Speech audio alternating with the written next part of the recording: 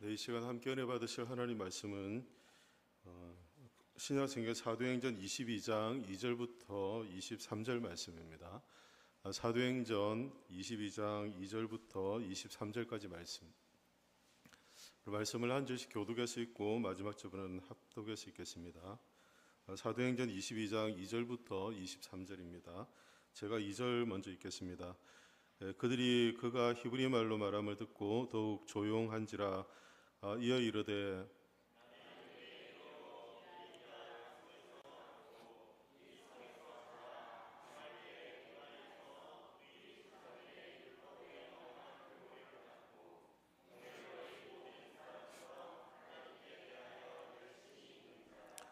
내가 이 돌을 박해하여 사람을 죽이기까지 하고 남녀를 결박하여 옥에 넘겨놓으니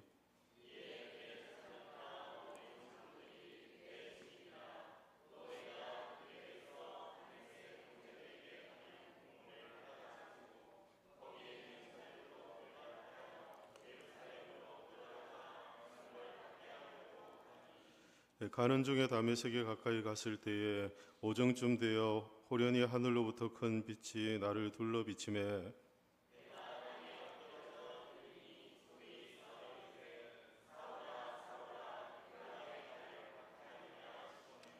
내가 대답하여 주님 누구시니까 하니 이르시되 나는 내가 박해하는 나사렛 예수라 하시더라.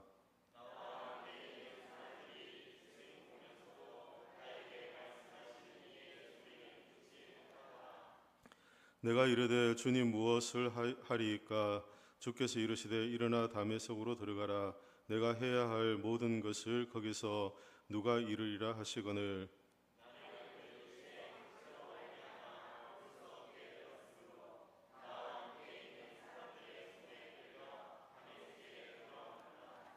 율법에 따라 경건한 사람으로 거기 사는 모든 유대인들에게 칭찬을 듣는 아나니아라 하는 이가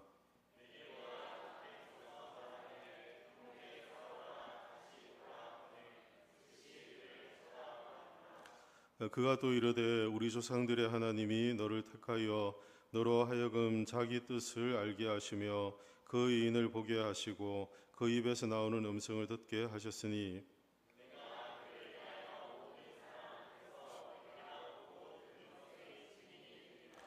이제는 왜 주저하느냐? 일어나 주의 이름을 불러 세례를 받고 너의 죄를 씻으라 하더라.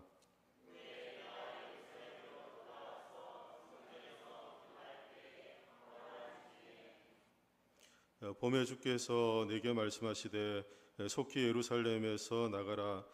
그들은 내가 내게 대하여 증언하는 말을 듣지 아니하리라 하시거늘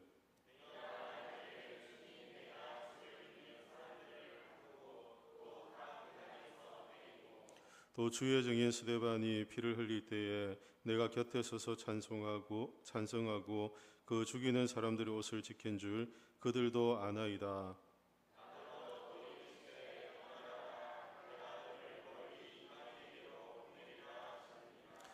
이 말하는 것까지 그들이 듣다가 소리질러 이르되 이러한 자는 세상에서 없애버리자 살려둘 자가 아니라 하여 떠들며 옷을 벗어 던지고 티끌을 공중에 날리니 아멘. 구교한 전도사님 우리의 부르심이란 제목으로 말씀 전하시겠습니다.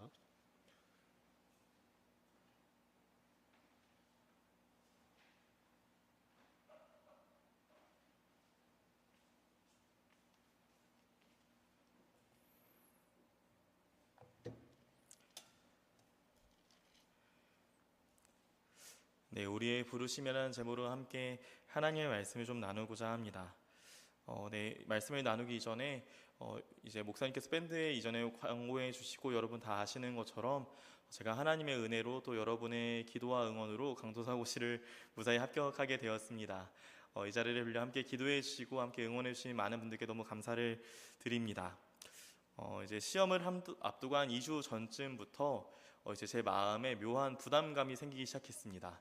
제가 원래는 이런 시험 앞에 많이 긴장하지 않거든요. 아직 뭐 안 붙으면 아직 하나님이 안 부르시나 보다라고 생각해야지라 항상 마음을 먹어서 이번에도 별 기대와 긴장을 하지 않고 이제 시험을 준비하고 있었습니다.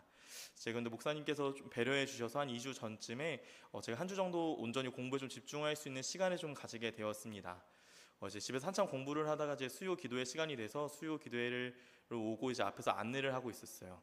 근데 몇 분 권사님들이 이제 저를 붙잡으면서 얘기하시는 거예요. 전도사님 지금 여기 계시면 어떡해요? 빨리 와서 공부를 하셔야죠. 그때부터 제 마음이 더더욱 조금 무거워졌습니다. 제가 이렇게까지 기도해 주시고 응원해 주시는데 이 시험에 떨어지면 어떡하나 라는 참 무거운 마음을 가지고 시험을 잘 준비하고 시험을 보러 갔습니다. 월요일에 양지에 도착하고 이제 밤늦게까지 같이 방을 쓰는 형님과 같이 공부를 한 다음에 다음날 아침 일찍 일어나서 저희는 시험 보기 전에 항상 예배를 드리거든요. 이제 예배를 드리러 이제 본당에 갔어요. 본당에 이제 앉아서 이제 앉아 있는데 어떻게 예배에 집중이 잘 되겠어요. 머릿속에는 막 배웠던 지식과 암기했던 것이 막 떠다니고요. 마음은 너무 불안한 거예요. 그러는 중에 그날 설교하시는 목사님께서 그 강도사고시를 앞둔 많은 전도사들 앞에 앉혀두고 이런 말씀을 전하셨습니다.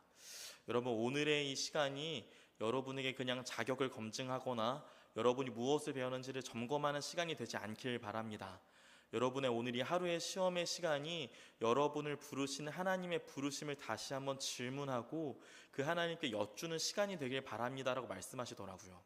그 설교를 듣고 그 말씀을 듣고 같이 기도를 하는데 제 마음이 너무 편안해지는 거예요.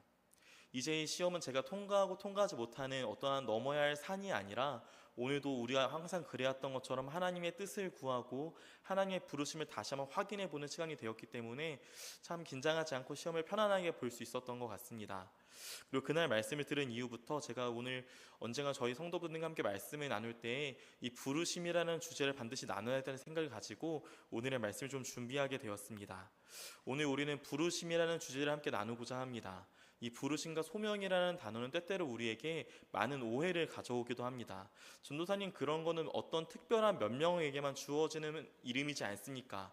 어떤 성직을 가진 자들이나 어떤 특별한 일을 하는 사람들을 부르심을 받는다라 하죠. 오늘 우리가 말씀을 나누는 이 바울과 같이 어떤 선교를 나가거나 말씀을 전하는 이런 사람들에게만 소명이라는 이름을 붙이는 것이 아닙니까? 라고 우리는 오해하기도 하지만 사실 이 부르심이라는 것은 오늘도 우리 모두에게 주어진 것이며 우리 모두가 이 부르심이 합당한 삶을 살아야 한다는 사실을 오늘 말씀을 통해 함께 좀 나누고자 합니다. 오늘 말씀을 좀 나눠보죠. 오늘 우리가 본문을 나누기 전에 한 가지 좀 살펴보아야 할 본문이 있습니다. 사도행전 20장의 말씀인데요. 우리 사도행전 20장 22절부터 25절까지의 말씀입니다. 우리 앞에 화면이 준비되어져 있는데요. 우리 함께 22절부터 25절까지 한 목소리로 읽어보겠습니다. 함께 읽겠습니다. 보라, 이제 나는 성령에 매여 예루살렘으로 가는데 거기서 무슨 일을 당하였는지 알지 못하노라. 오직 성령이 각 성에서 내게 증언하여 결박과 환난이 나를 기다린다 하시나 내가 달려갈 길과 주 예수께 받은 사명 곧 하나님의 은혜의 복음을 증언하는 일을 마치려 하면은 나의 생명조차 조금도 귀한 것으로 여기지 아니하노라. 보라, 내가 여러분 중에 왕래하며 하나님의 나라를 전파하였으나 이제는 여러분이 다시 보지 못할 줄 아노라.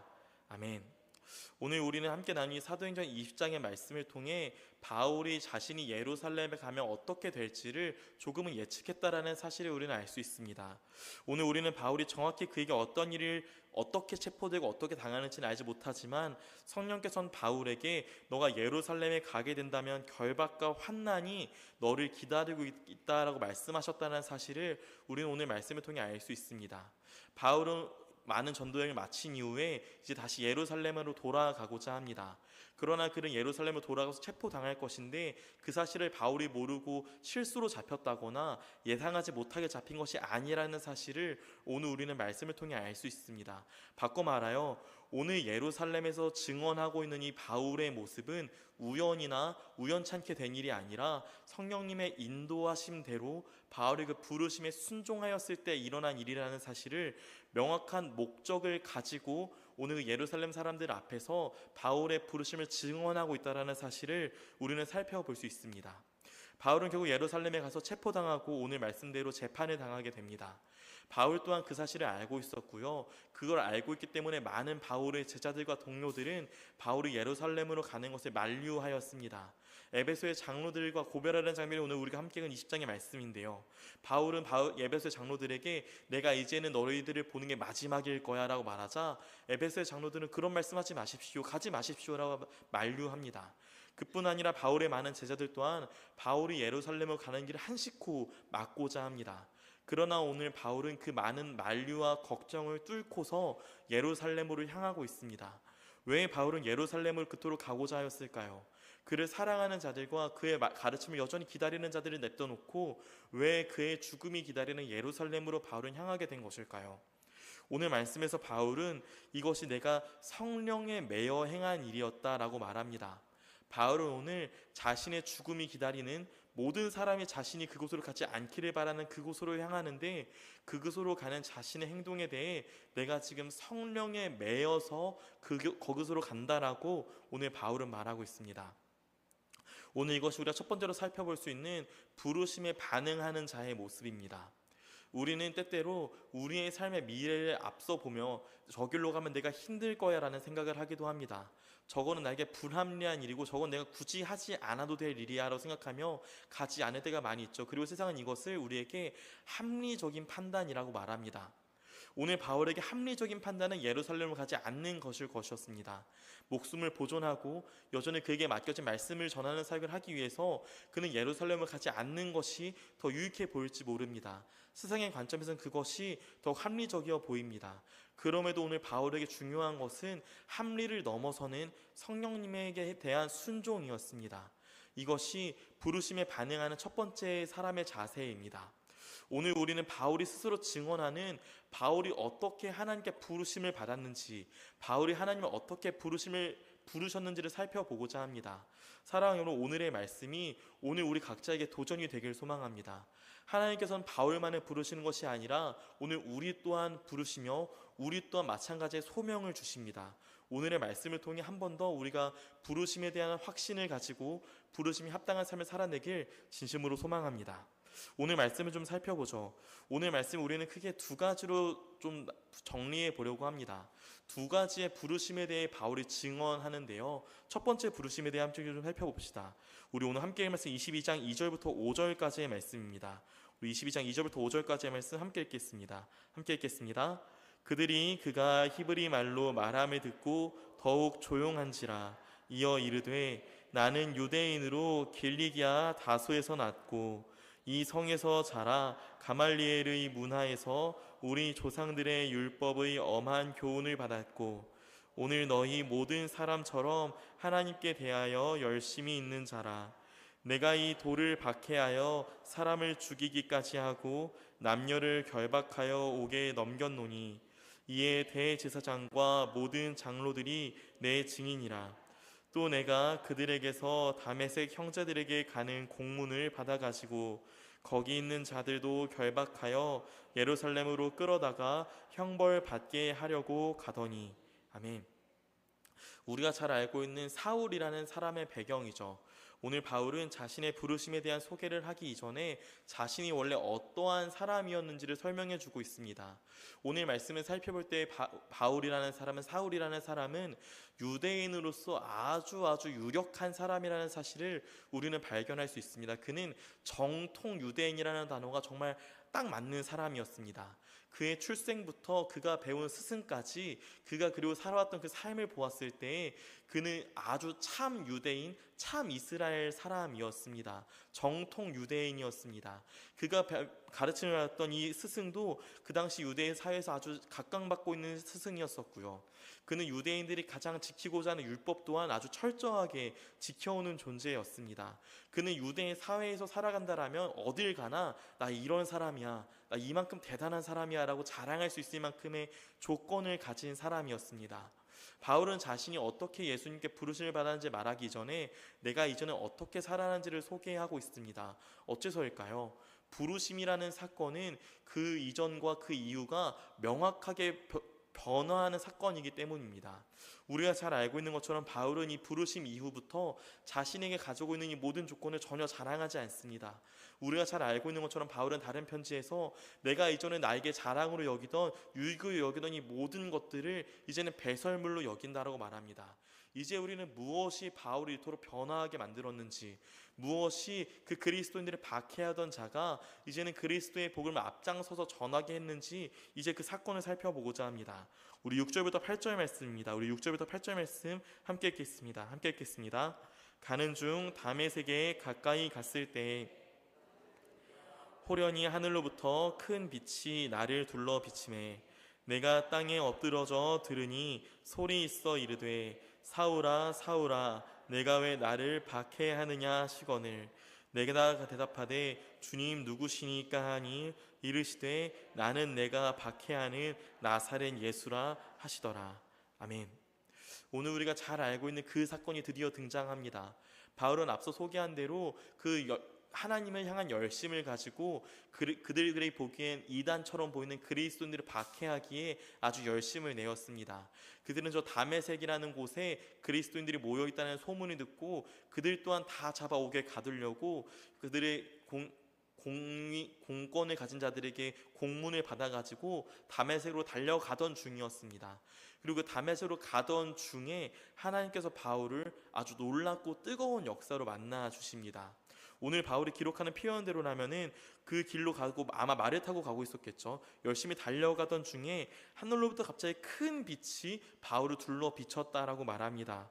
그리고 그 빛에 놀라 바울이 땅에 엎드러져 가만히 소리를 들으니 소리 가운데에 사울아 사울아 네가 왜 나를 박해하느냐 라는 음성이 들렸다고 합니다. 그리고 바울은 그 음성 가운데 질문합니다. 주님 누구시니까? 그러자 말씀하십니다. 나는 너가 박해하는 나사렛 예수라. 아주 놀라운 또 신비한 경험이죠. 여러분 한번 질문해보죠. 오늘 바울이 경험한 이런 놀라운 빛 가운데 하나님의 음성을 직접적으로 들으신 분이 있으십니까? 안타깝지만 우리 중에는 없죠.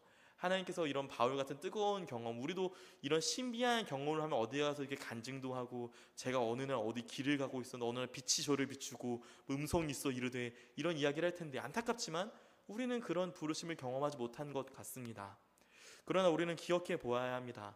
오늘 이 바울의 부르심 가운데 중요한 것은 이 신비스러운 경험에 우리는 초점을 두어서는 안 됩니다. 하나님이 누군가를 부르실 때는 때때로 우리가 누가 봐도 신기하고 놀라울 만큼 어떠한 특별한 역사나 환상을 보여주기도 할 것입니다. 하나님 불가능이 없으신 분이시니까요. 오늘날 가운데도 여전히 하나님 때때로 누군가에게는 이렇게 나타나실지 모릅니다. 그러나 우리에게 그러한 경험이 없다는 것이 우리가 부르심을 받지 않았다는 말이 될 수는 없습니다. 오늘 우리는 모두 특별한 환상을 경험하지 않았습니다. 그러나 우리는 바울이 경험한 것과 마찬가지의 뜨거운 부르심과 하나님의 인도하심을 경험하였습니다. 오늘 우리는 모두 바울과 같이 부르심을 받은 자들입니다. 오늘 우리 또한 하나님께서 바울을 만나주시고 불러주셨던 것과 같이 같은 부르심, 같은 하나님의 부르심을 경험한 자들입니다. 왜 우리가 이렇게 말할 수 있는지 이 뒤에 특징들을 좀 살펴보죠. 오늘 바울은 하나님의 부르심 가운데 이렇게 반응합니다. 하나님 제가 무엇을 해야 합니까? 라고 말이죠.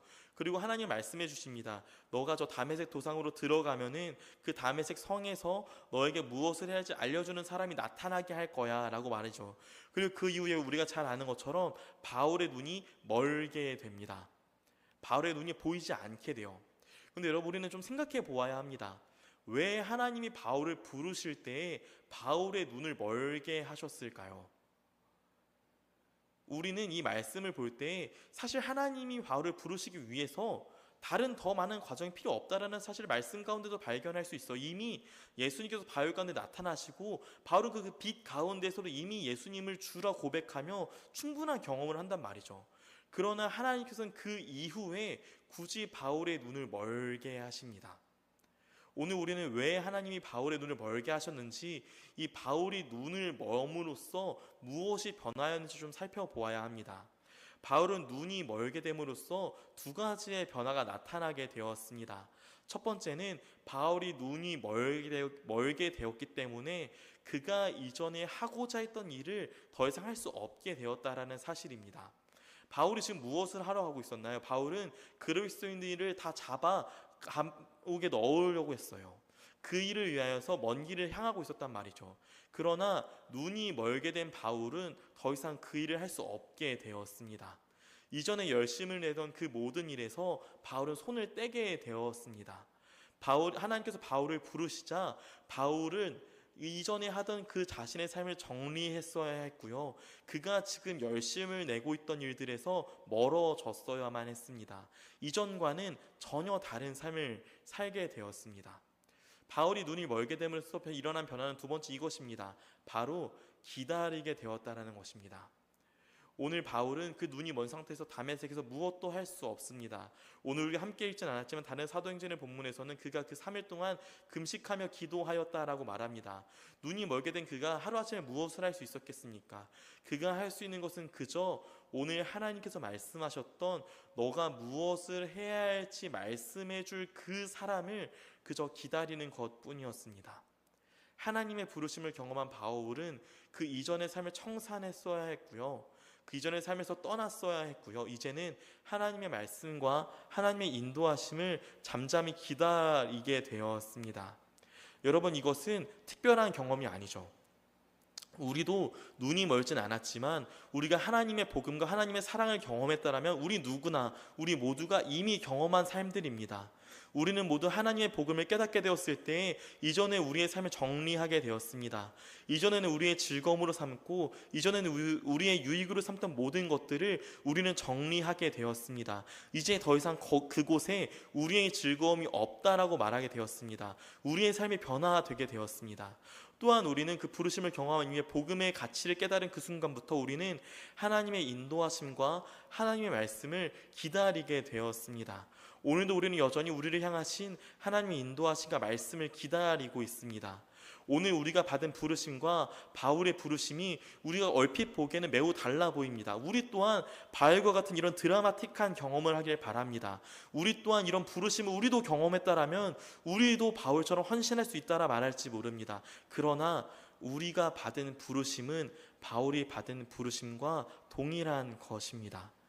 그렇기에 우리는 오늘 이 이후에 살펴볼 바울의 두 번째 부르심을 볼 때에 우리는 사실 마음이 찔려야 합니다.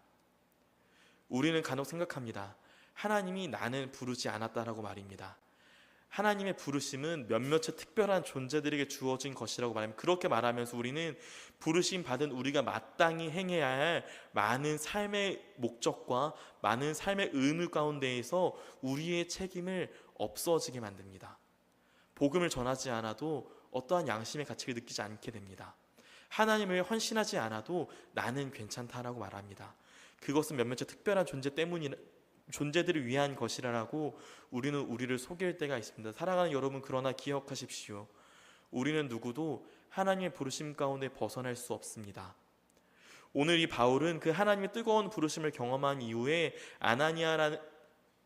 아나니아라는 동료를 통하여 죄사함의 구원을 다시 한번 확증받게 됩니다. 하나님께서 그를 구원하셨고 그를 살리셨다는 사실을 다시 한번 깨닫고 구원의 확신을 가지게 되고 그 의미로서 세례를 받게 됩니다. 사랑하는 여러분, 우리 모두 구원받은 백성이지 않습니까? 그렇게 우리는 이 이후에 나눌 두 번째 바울의 부르심에 대한 책임에서 우리는 벗어날 수 없습니다. 우리 이제 두 번째 부르심 함께 좀 살펴보고자 합니다. 우리 17절부터 말씀인데요. 우리 17절 말씀만 우리 함께 읽어보겠습니다. 우리 17절 말씀 함께 읽겠습니다. 함께 읽겠습니다. 후에 내가 예루살렘으로 돌아와서 성전에서 기도할 때 황홀한 중에. 아멘. 오늘 17절 말씀에선 바울이 구원받은 이후에 얼마간의 시간이 지난 것으로 우리는 볼 수 있습니다. 그는 예루살렘에서 하나님께 기도하고 있었습니다. 그러나 그 기도하던 중에 하나님의 음성을 듣게 됩니다. 하나님의 음성은 이것이었습니다. 18절 말씀이죠. 주께서 내게 말씀하시되 속히 예루살렘에서 나가라. 그들은 내가 내게 대하여 증언하는 말을 듣지 아니하리라 하시거늘. 이라고 말씀하시면서 바울에게 바울이 살고 있었던 삶의 터전, 바울이 지금 서 있는 그 땅에서 떠나라라는 명령을 오늘 하나님께서 바울에게 주십니다. 그러나 그 하나님의 부르심 가운데 바울의 반응을 좀 살펴봅시다. 우리 19절부터 우리 22절까지의 말씀입니다. 19절부터 우리 20절까지입니다. 우리 19절부터 20절에서 함께 읽겠습니다. 함께 읽겠습니다. 내가 말하기를 주님 내가 주를 믿는 사람들을 가두고 또 각 회당에서 때리고 또 주의 증인 스데반이 피를 흘릴 때에 내가 곁에 서서 찬송하고 그 죽이는 사람들의 옷을 지킨 줄 그들도 아나이다. 아멘. 오늘 바울은 그 하나님의 부르심 가운데 이렇게 말하죠. 하나님, 저는 원래 이런 사람인 걸 하나님이 아시지 않습니까? 하나님, 제가 그리스도인들을 얼마나 박해했는지 아시지 않습니까? 제가 저 사람들을 얼마나 괴롭히고 설령 때때로 그들을 죽이기도 하고 그 당신의 충성스러운 종인 스데반이 피 흘리며 죽어갈 때 제가 그를 죽이는 자들의 옷을 받아들고 그가 죽을 때 웃고 있지 않았습니까? 저는 그런 존재이지 않습니까? 라 말하며 하나님의 부르심 가운데에 거절을 합니다. 나는 그럴 만한 존재가 아니라고 말합니다. 하나님께서는 바울에게 분명히 말씀하셔, 너 거기서 떠나서 다른 곳에서 복음을 전해야 해 라고 말하자 바울은 우리가 맨날 하는 그 변명을 해요. 하나님, 저는 아니에요. 하나님, 저 어떻게 살았는지 아시잖아요. 제 삶의 형편과 제 삶의 모습과 제 추악한 과거를 아시잖아요. 그리고 우리는 이러한 하나님의 부르심 가운데 대한 반응이 바울뿐만 아니라 많은 하나님의 부르심을 경험하는 자들의 일반적인 반응이라는 사실을 우리는 잘 알고 있습니다. 우리가 금요일에 나누는 모세 또한 동일한 반응을 보이죠. 떨기나무 가운데서 하나님이 그를 부르시지 않아 모세는 거절합니다. 저는 그럴 만한 사람이 아니에요. 저는 혀가 굳은 사람이지 않습니까? 저는 아니에요. 그뿐입니까? 기드온 또한 마찬가지예요. 그는 몇 번이고 하나님을 시험합니다. 하나님, 저 진짜 아닌 것 같은데 근데 만약에 하나님이 이거 해주시면 제가 갈게요. 그뿐입니까? 많은 선지자들이 하나님이 내가 너를 지명하여 불렀고 너가 나를 위하여 가라라 말씀하실 때 하나님, 저는 안 돼요. 저는 아니에요. 저는 너무 부족하고 저는 너무 연약하고 저는 이런 추악한 과거를 가지고 있는 사람이에요 라고 모두가 거절을 합니다.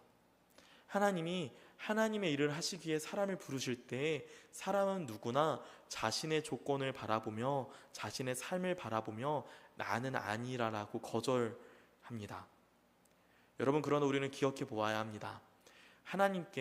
하나님께서 하나님의 일을 하실 때 인간의 어떠함이 문제가 될까요? 하나님이 누군가에게 복음을 전하고자 하실 때 우리의 어떠한 연약함이 문제가 되겠습니까? 하나님은 우리의 도움이 필요하셔서 우리를 부르시는 겁니까? 아니요, 여러분, 만약 그렇게 생각하시면 하나님을 너무 무력한 분으로 아시는 겁니다. 우리는 하나님이 어떤 분인지 잘 알고 있습니다. 그분께서는 말씀만으로 온 우주를 창조하신 분이세요. 말씀만으로 누군가를 시켜서 무언가를 가져오게 하시는 그 정도가 아니라 말씀으로 뿅 했더니 무에서 유가 자라나게 하신 분이셨습니다.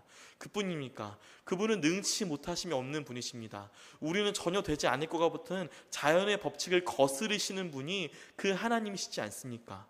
하나님은 능력에 모자람이 없는 분이세요. 바꿔 말하여 오늘 하나님께서 누군가를 부르시는데 오늘도 하나님께서 우리를 부르시고 우리를 그 하나님 일 가운데 초청하시는데 우리의 도움이 필요해서 우리의 어떠함이 반드시 거기에 쓸 때가 있어서 우리를 부르시는 것이 아니라는 사실을 우리는 기억해야 합니다. 그렇게 우리는 하나님께 어떠한 핑계도 될 수 없는 것입니다. 하나님, 저는 이것도 못하는데요. 저는 말을 잘 못하는데요. 저는 남들 앞에 서는 것 잘 못하는데요.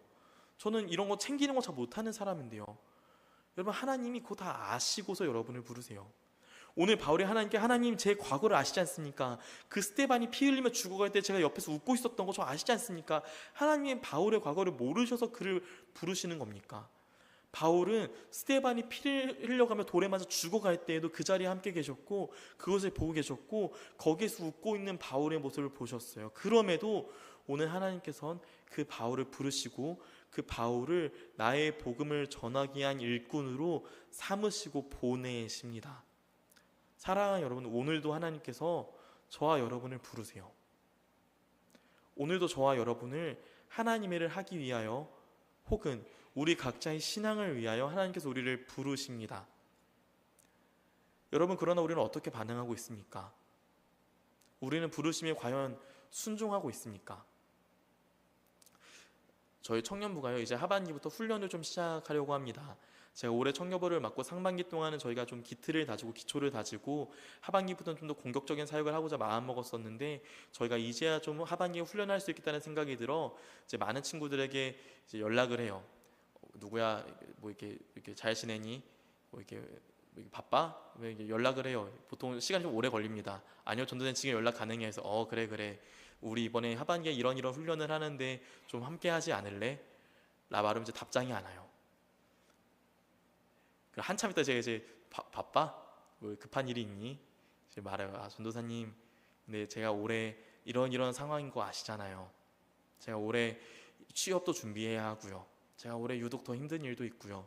제가 올해 뭐 바쁜 일 있는 거 전도사님 아시잖아요. 혹은 저는 제 신앙이 요즘 그런 거 할 만큼의 상태가 아닌 거 아시잖아요. 우리 아이들 뿐이겠습니까? 우리 모두가 사실 같은 반응이죠. 사랑하는 여러분, 하나님께서 그걸 모르고 부르시지 않으십니다. 우리의 삶과 우리의 모든 연약함과 우리의 모든 부족함을 이미 아시는 그 하나님께서 오늘 그 하나님의 일에 함께 동참하게 하시고자, 또 여러분 각자를 훈련하게 하시고자 여러분들을 부르시고 우리를 부르세요. 여러분, 그러니 권면합니다. 오늘 바울과 같은 반응을 보이십시오. 바울은 하나님 앞에 변명하고 핑계대지만 결국 마침내 그 하나님 말씀 앞에 순종하게 됩니다. 그리고 우리는 그 이후에 바울의 삶을 잘 알고 있지 않습니까? 그는 결국 하나님의 복음을 전하는 사도로서 그의 평생을 헌신하게 됩니다. 때때로는 고난에 빠지고 어려움에 처하지만 그는 언제나 그 부르심 가운데 순종하고 부르심에 합당한 자답게 살아갔습니다.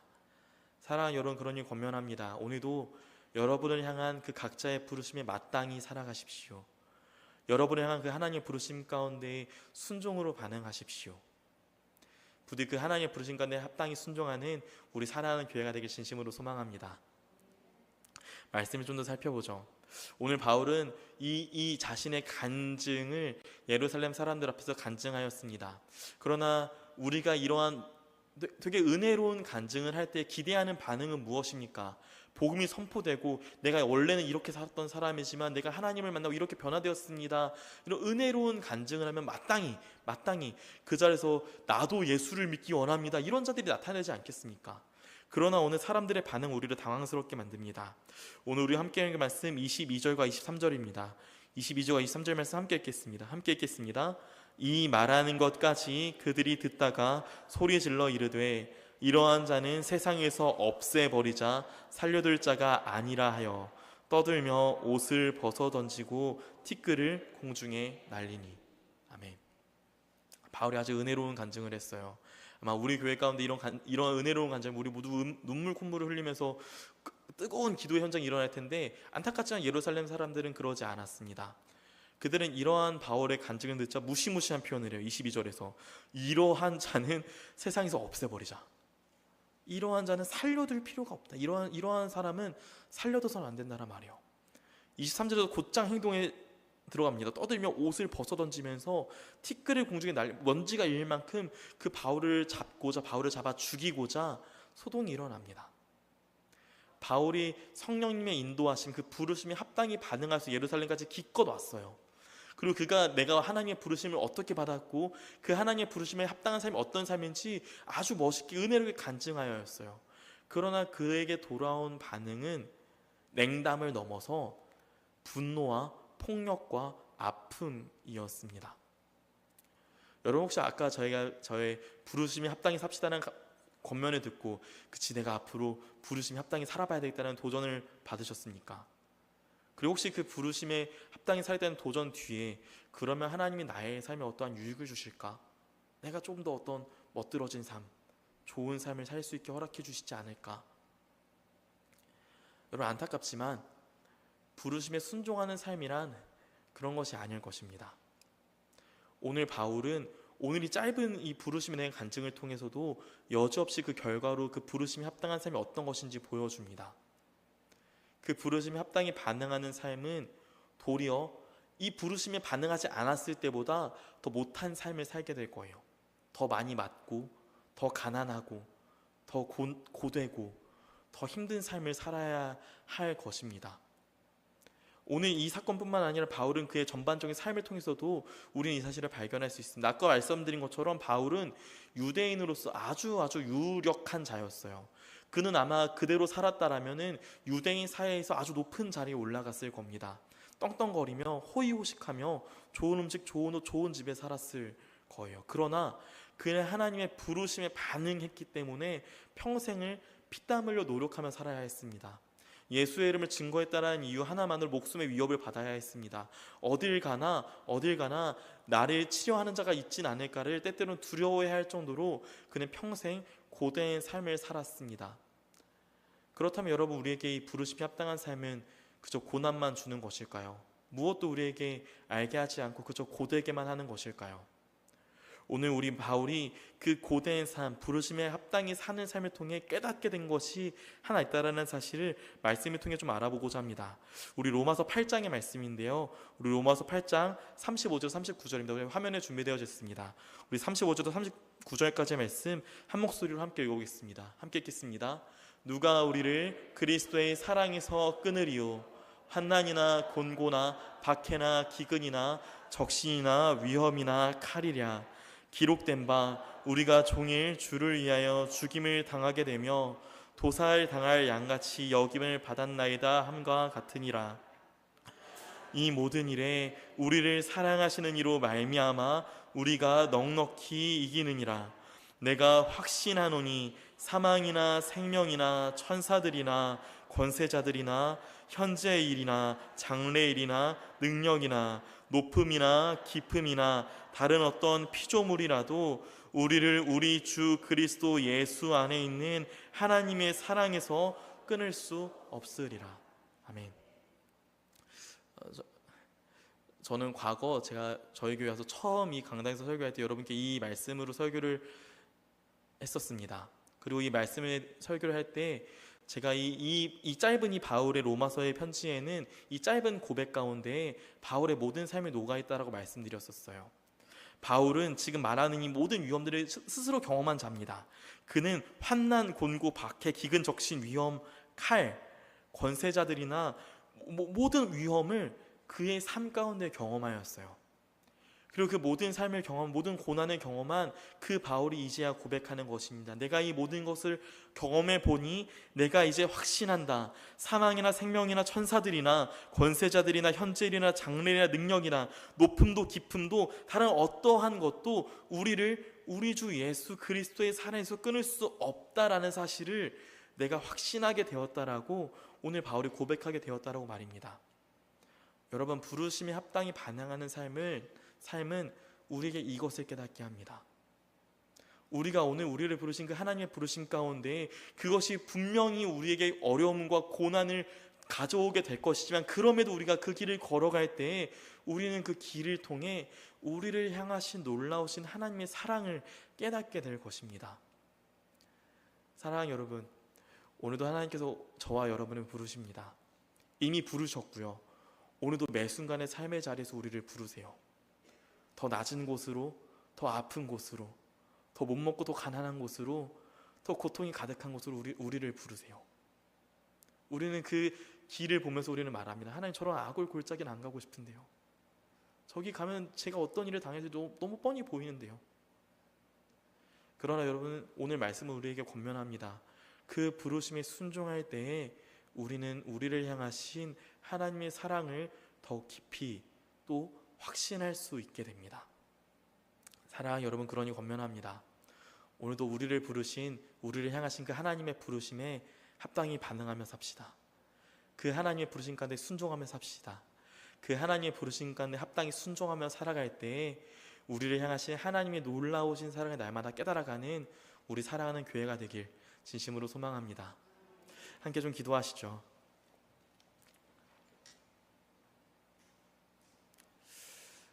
함께 좀 기도하실 때 우리 좀 이렇게 기도합시다. 하나님, 우리가 우리를 부르신 그 하나님 부르신 가운데 반응하길 소망합니다.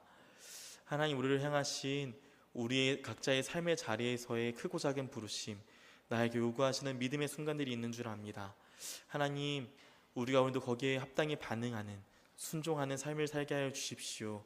우리야말로 그곳을 인도해 달라고 우리 먼저는 이러한 기도와 함께 기도해 주시고요. 또 또한 두 번째는 우리의 마음을 붙들어 달라고 기도합시다. 하나님, 우리의 마음이 어찌나 쉬이 흔들리고 무너지는지요. 그 삶을 다짐하고 나서도 그 삶을 걸어가면서도 어찌나 우리의 마음이 많이 흔들리는지요. 하나님, 우리의 마음을 좀 굳건히 붙들어 주십시오. 어떠한 고난과 어떠한 위험과 어려움 가운데에도 우리의 마음이 흔들리지 않을 수 있게 해달라고, 우리에게 그러한 믿음을 더해 달라고. 우리 이 시간 주어진 두 가지의 기도 제목을 함께 기도하며 주님께 믿음을 구하며 함께 기도하며 주님께 나아갑시다. 함께